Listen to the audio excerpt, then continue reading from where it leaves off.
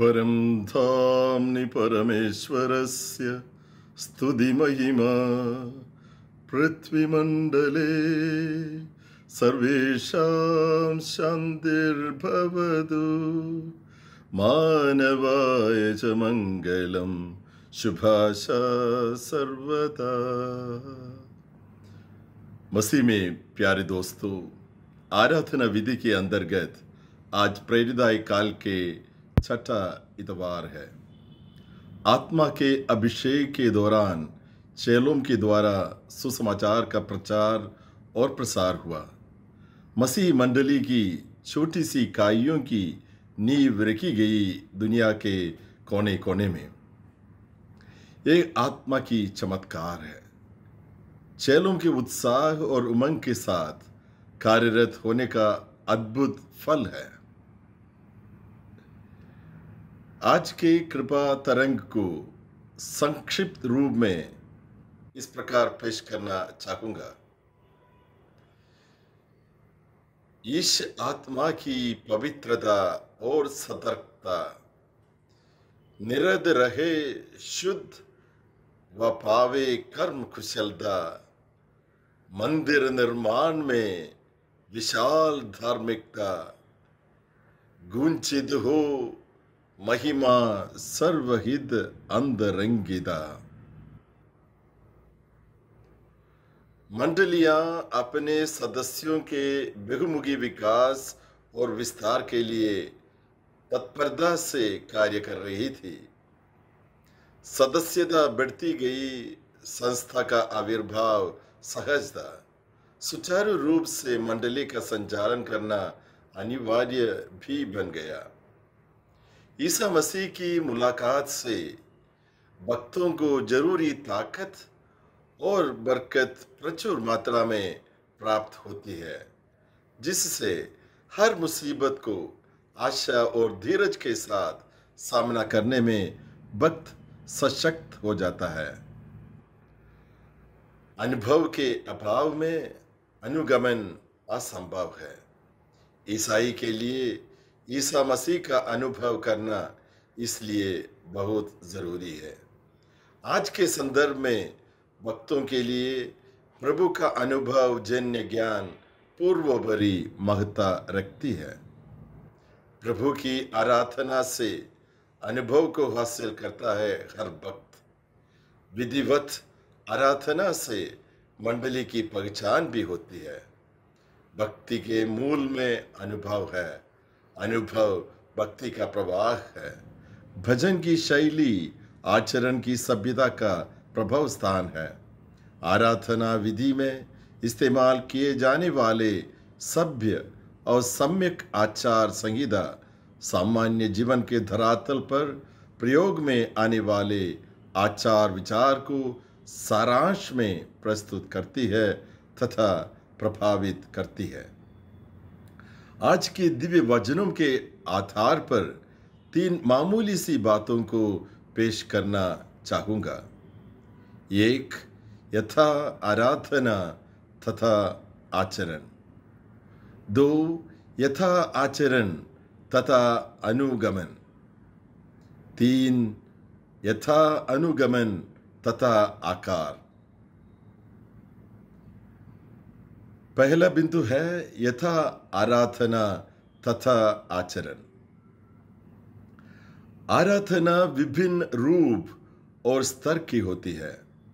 वैयक्तिक और सामाजिक तौर पर प्रभु की आराधना होती है। व्यक्तिगत संबंध के आधार पर भक्ति प्रकट की जाती है। मगर जब भक्ति सामाजिक रूप से संचालित होती है, तब कुछ तौर तरीका की रूपरेखा धीरे धीरे उभरने लगती है। किसी भी समारोह को उचित ढंग से मनाना है तो कोई ढांचा या क्रम की जरूरत होती है, नहीं तो समारोह की भव्यता और सभ्यता खो जाती है। आराधना विधि के आयोजन के लिए चुनी हुई प्रतिनिधि होना आवश्यक है।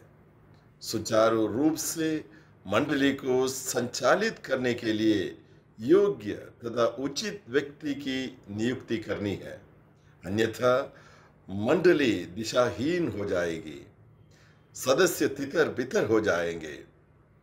गणना ग्रंथ में इस प्रकार के चयन का जिक्र हमें मिलता है, जो 30 वर्ष से 50 वर्ष की उम्र के हैं और दर्शन कक्ष में सेवा करने योग्य है। कार्यकुशलता पर जोर देते हुए शक्तिशाली प्रौढ़ सदस्यों को नामांकित करते हैं और अपने कार्यों को विस्तार से समझाते हैं। आज के संदर्भ में भी सदस्यों को नियमित रूप से चुनना और उन्हें प्रशिक्षण देने की आवश्यकता है। ईसा मसीह ने भी अपने चेलों का चयन किया था और प्रशिक्षण भी दिए थे। अपनी इच्छा के अनुसार प्रभु ने उन लोगों को चुना जो अपना अनुगमन करने के लिए दिलचस्प थे, जो ईश्वर के हित को निभाने के लिए तैयार और तत्पर थे। उन्हें अपने साथ रहने दिया। हमें गलत फहमी नहीं होनी चाहिए कि ईसा मसीह ने शक्तिशालियों और बुद्धिमतियों को ही अपने शिष्य गण में शामिल किया। नहीं, उन्होंने कमजोर और समाज में तिरस्कृतों का चयन किया और उन्हें अपनी संगति में रहकर आत्मा के वरदान के योग्य और सशक्त बनाए। दूसरा बिंदु है यथा आचरण तथा अनुगमन। इसलिए कलीसिया में जो कोई सेवारत है वो अपनी योग्यता के कारण नहीं, परंतु उनकी कमजोरियों के बावजूद उन्हें चुना और नियुक्त किया कि वे दूसरों की कमजोरियों को भली भांति समझे और उनका उद्धार करने में सहायक सिद्ध हो जाएं। कार्यकुशलता पवित्र आत्मा की कृपा से आ जाती है, इसलिए गर्व करने की बात नहीं है, पर हर सेवक को विनीत होकर प्रभु, प्रकृति और पड़ोसी की सेवा में हाजिर होना है और आनंद मनाना है। आज का दूसरा पाठ नबी इसाया के ग्रंथ से लिया गया है। वहाँ हम पढ़ते हैं, आओ हम प्रभु के पर्वत पर चढ़ें, याकूब के ईश्वर के मंदिर चलें, जिससे वह हमें अपने मार्ग दिखाए और हम उसके पथ पर चलते रहे। क्योंकि सिय्योन से सन्मार्ग की शिक्षा प्रकट होगी और यरूशलेम से प्रभु की वाणी। स्पष्ट शब्दों में भक्त के धर्म के बारे में हमें अवगत कराता है। पर्वत पर चढ़ना है, ईश्वर के मंदिर की ओर चलना है, मंदिर में प्रभु की वाणी सुनना और धार्मिक शिक्षा की जानकारी हासिल करनी है। वर्तमान समय में भी यह वक्त की पुकार है। हर भक्त या शिष्य ईश्वरीय पर्वत की ओर चले, अर्थात ईश्वर का साक्षात दर्शन करे। ईश्वर की मुलाकात के अलावा ईसाई जीवन नामुमकिन है। इसके लिए ईसा के साथ चलना और उनके साथ रहना पड़ता है। हमारे मंदिर में निवास करने वाली आत्मा की आवाज सुननी चाहिए।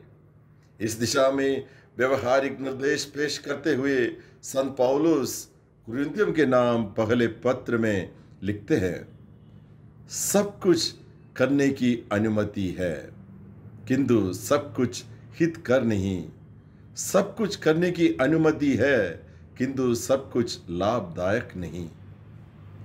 मतलब साफ है कि जो कार्य हितकर और लाभदायक है उन्हें करते आगे बढ़ना है।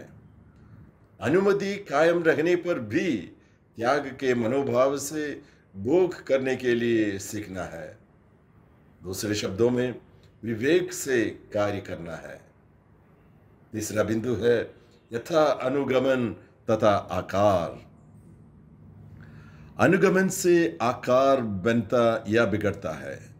ईसा मसीह के अनुगमन से ईसा के आकार में परिणत होना स्वाभाविक है। जाने या अनजाने में हम किसी न किसी का अनुसरण करते रहते हैं। लूकस द्वारा घोषित समाचार में हम पढ़ते हैं, तुम स्वयं क्यों नहीं विचार करते कि उचित क्या है? उचित कार्य करने में सबका कल्याण मंगल है। गुरुदेव के अनुगमन से अच्छा और सच्चा शिष्य बन जाता है। चेले को उस्ताद जैसा बनना है, इसके लिए उचित चिंतन जरूरी है। उचित चिंतन से धर्म मंडली की प्रगति और उन्नति होती है। भाव और विचार को संतुलित रखने में समुचित और समग्र विकास संभव है। आत्मा की प्रेरणा और प्रोत्साहन से सर्वविदित और सर्वोचित कार्य करने के लिए अर्थात ईसा के अनुरूप अपने आप को बदलने में हम काबिल और कामयाब हो जाएंगे। आज के लिए निर्धारित सुसमाचार में ईसा मसीह एक चेतावनी भी पेश करते हैं। यदि तुम पश्चाताप नहीं करोगे तो सब के सब उसी तरह नष्ट हो जाओगे। मन वचन कर्म से समुचित विचार करना और सुकृत जीवन बिताना हर ईसाई का परम धर्म है। आत्मा की रोशनी में अपनी खूबियों और खामियों को परख सकते हैं। पाप बोध और पश्चाताप का वरदान हमें प्राप्त है। यदि हम प्रभु के पश्चाताप के सुसमाचार को स्वागत करेंगे तो रहस्यमय मसीह मंदिर आभा और शोभा से अलंकृत ही नहीं परंतु मसीह विचार और व्यवहार को प्रकाशित करने वाला आकार और सुर को अर्जित करेंगे। दोस्तों, आज के मनन चिंतन को तरंगित करने के लिए, मन मंदिर में प्रतिष्ठित करने के लिए और अधरों से जपने के लिए एक मंत्र को पेश करता हूं। मेरे प्रभु मेरे ईश्वर, मेरा आकार मुझ पर दया कर। मेरे प्रभु मेरे ईश्वर, मेरा आकार मुझ पर दया कर। आमीन।